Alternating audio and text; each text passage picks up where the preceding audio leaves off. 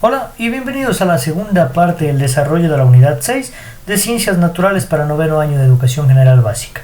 Mi nombre es Mauricio Ojeda Huaycha y soy docente de la Escuela 6 de Octubre. Antes de comenzar, les recuerdo que en la parte inferior encuentran mi número de teléfono y mi correo institucional para cualquier tipo de duda o inquietud.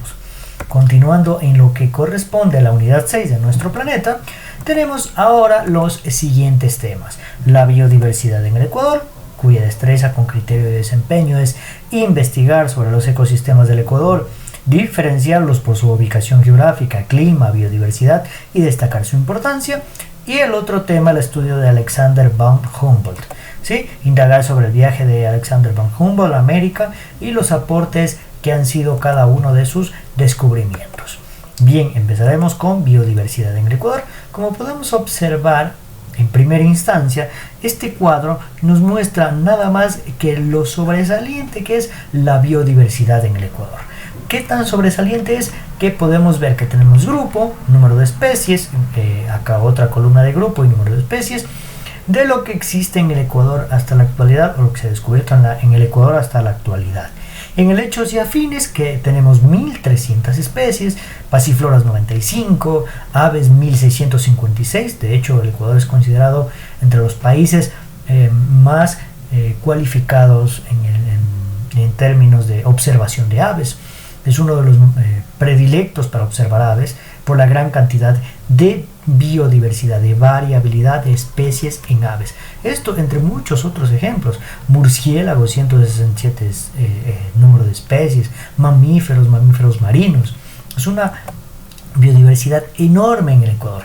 Y el Ecuador, por esta razón, se encuentra en la lista de los 17 países que en conjunto tienen las 2/3 partes de toda la biodiversidad del planeta. Es decir, que Ecuador está en ese grupo que corresponde a las 2/3 partes de la biodiversidad en el planeta.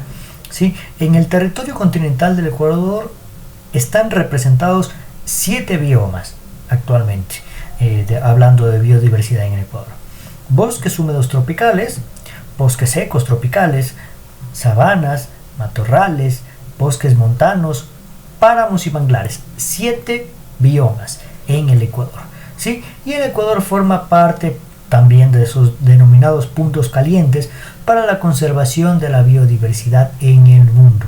Estas y muchas otras características hacen que la biodiversidad en el Ecuador sea relativamente muy alta, sea considerada de gran importancia. Ahora, ¿a qué se deben? ¿Qué factores influyen en la biodiversidad en el Ecuador? El principal, lo que se nota aquí a simple vista en esta imagen, esto tiene el nombre de Cordillera de los Andes. La ubicación, además de la zona tropical, esta condición hace que el clima no varíe significativamente, es decir, nos encontramos en el centro del mundo, lo que provoca únicamente que tengamos épocas del año y no estaciones: época invernal y época de verano o época de lluvias, ¿sí? Entonces solo tenemos 2 épocas: verano y época de invernal, ¿no? No presentamos estaciones por la ubicación en la zona tropical. Y la cordillera de los Andes, que es la principal causa de la proliferación de nuevos ambientes para formas de vida que se desarrollan gracias a la influencia de la cordillera de los Andes. Además, en la parte de lo que es del océano, mares, tenemos la influencia de las corrientes marinas, como la corriente de Humboldt, por ejemplo, ¿no? La cual tiene un efecto directo sobre las especies y de ahí se desarrolla. En el norte de la costa se puede apreciar zonas húmedas, mientras que en la zona centro-sur se puede observar zonas secas, ¿no? Además de la generación de variedades por domesticación. ¿Qué quiere decir esto? Esta transformación ha sido el trabajo o el producto del trabajo de los agricultores, ¿ya? Los agricultores, cada vez que siembran, cada vez que hacen diferentes combinaciones de especies o que movilizan una especie de una zona a otra para ver que si se adapta o no se adapta, o cada vez que comparten semillas, cada vez que mueven semillas, están interviniendo en la genética y en los ciclos reproductivos de las diferentes especies que existen en el Ecuador, con el fin de que adquieran características que sirvan mejor a las necesidades que el agricultor está buscando, ¿no? Estos son algunos de los factores que influyen en esta biodiversidad enorme. Ahora, otra, también obviamente determinada por Cordillera de los Andes, zona tropical, son las regiones naturales del Ecuador. Las que ya conocemos, las que hemos hablado durante todos estos años y que seguiremos hablando, como son la región Sierra, ubicada entre los dos ramales de la Cordillera de los Andes. Los ecosistemas que se encuentran en estas regiones son páramos, bosques montanos, bosques secos, semiáridos, ¿sí? Y estamos hablando de región Sierra. También hablamos de región amazónica. Esta se encuentra ubicada al oriente, ¿sí?, de la Cordillera de los Andes y es la región con la mayor diversidad de plantas y animales. Hablamos de una enorme biodiversidad influenciada por muchos factores, tanto climáticos, ecológicos, altitudinales, etc. Tiene zonas con altitudes de 300 metros hasta las cordilleras, es decir, hasta el límite con la cordillera que puede llegar hasta los 3100 metros. ¿No? Otra región es la región litoral o también la denominada región costa, ubicada entre el Océano Pacífico y la Cordillera de los Andes. Y los ecosistemas en esta región son los siguientes: océano, franja marino costera, manglares, bosques húmedos y secos. Obviamente hablamos de temperaturas altas, hablamos de una región cálida, ¿no? Y una de las reconocidas a nivel internacional o región insular, que se encuentra ubicada a 1000 kilómetros del Ecuador continental, ¿sí? Es decir, a 1000 kilómetros de aquí, 1000 kilómetros, y que se encuentra en el Océano Pacífico. Cuenta con una enorme variedad de ecosistemas mixtos, terrestres y marinos, que están interrelacionados.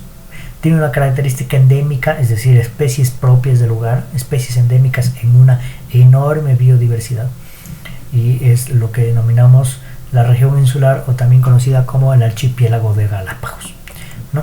Eso en cuanto a regiones naturales. Ahora, ecosistemas del Ecuador. Tenemos océanos y aguas profundas. Es decir, estamos hablando de parte costa y parte de lo que es el mar. La vida en los océanos depende de un conjunto de pequeños organismos unicelulares denominados fitoplancton. Es decir, fitoplancton son organismos unicelulares que realizan fotosíntesis, que se comportan prácticamente como las plantas. Y el zooplancton son organismos unicelulares heterótrofos, es decir, que se comportan como los animales.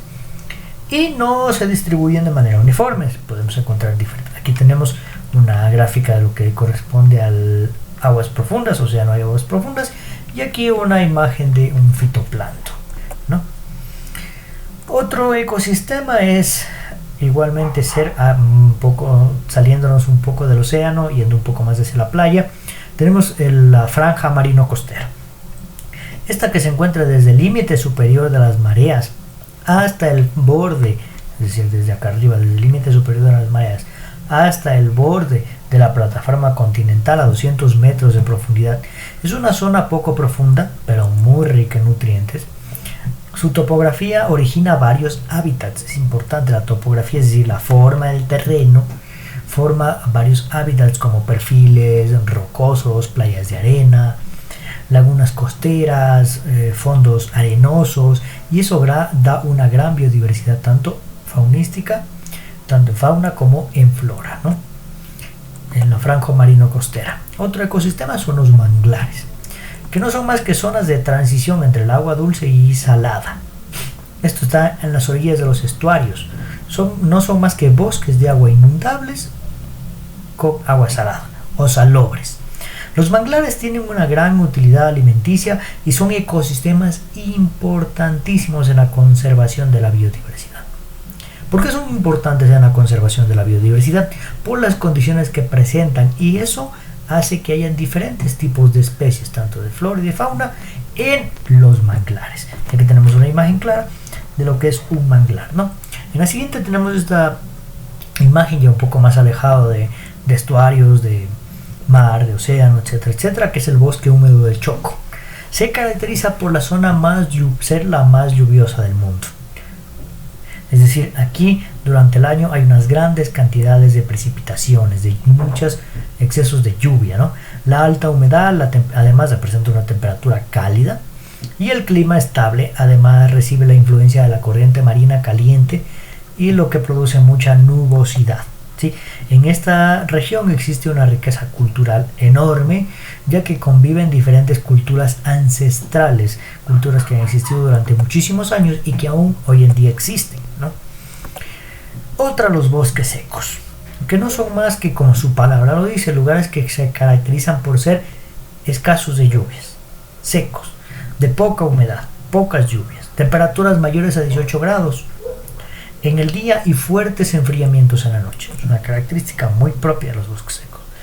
La causa de la aridez en la región litoral es por la corriente de Humboldt, y en la región sierra tenemos una distribución desigual de lluvias y viento, ¿no?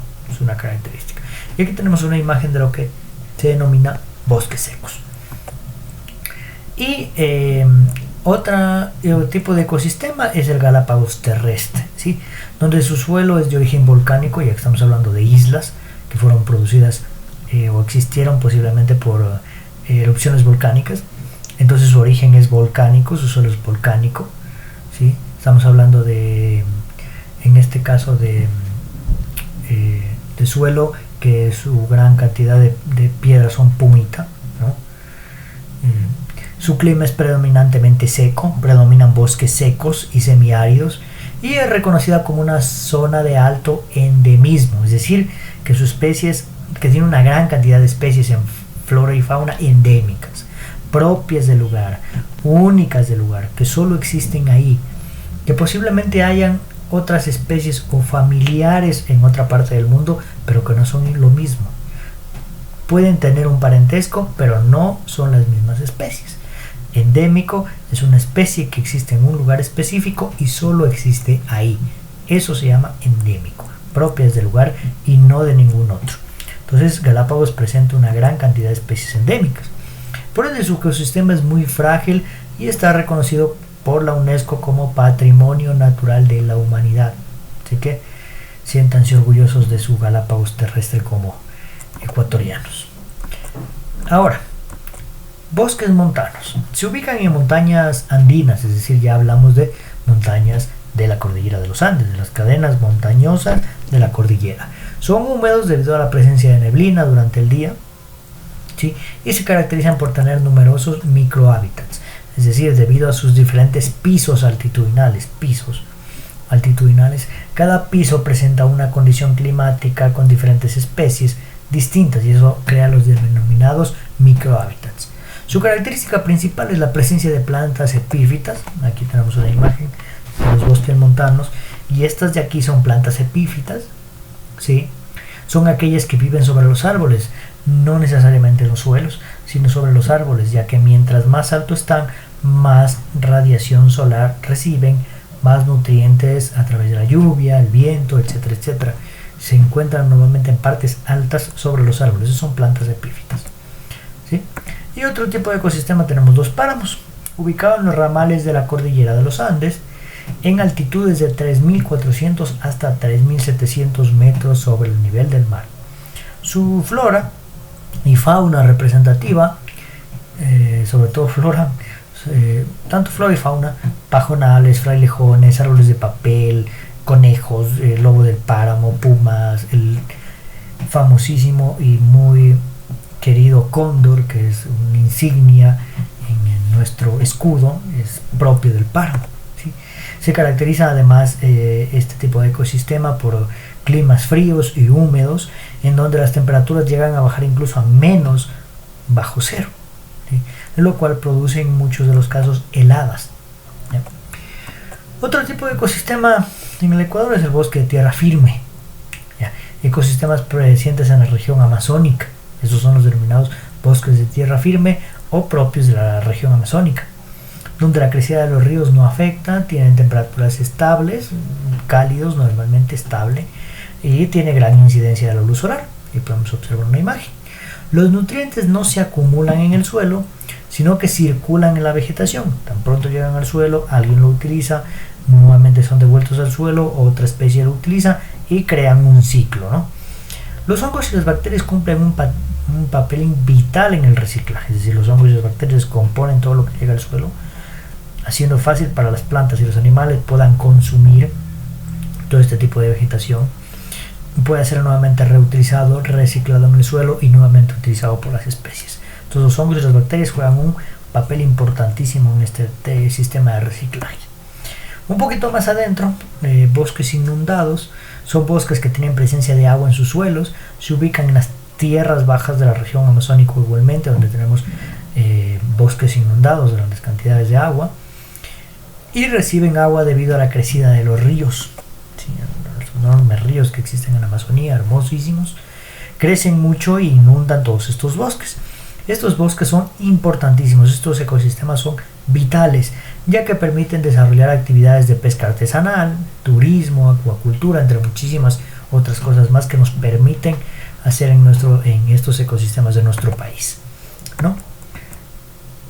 Ahora, todo esto es importantísimo de entender, de no olvidar que los ecosistemas en el Ecuador son importantes y que también tenemos que ayudar a conservarlos, eso no lo olvidemos. Ahora hablaremos de un personaje muy importante que es Alexander von Humboldt, en honor a quien se le puso la corriente de Humboldt, ¿sí? Alexander von Humboldt nace en Berlín entre 1769, muere en 1859, viaja a América en el año 1799, específicamente América del Sur y Centroamérica.